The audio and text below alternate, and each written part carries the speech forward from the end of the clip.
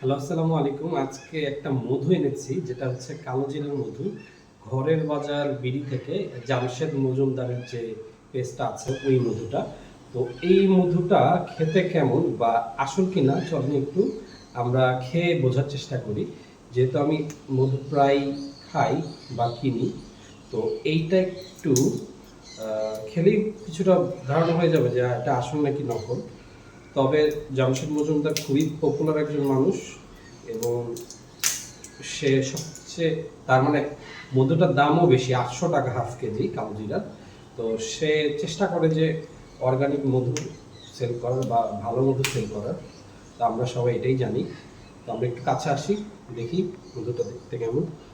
এটা হচ্ছে ভেতরের থেকে বের করছি চামচে।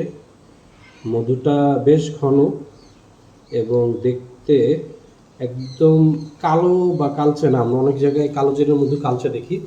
আসলে রং পরিবর্তিত হতে পারে, যেটা কালেকশন বা মধু কালেক্ট করার বা সংগ্রহ করার প্রক্রিয়ার উপর ডিপেন্ড করে। তো আমরা একটু খেয়ে দেখি, বিসমিল্লাহ।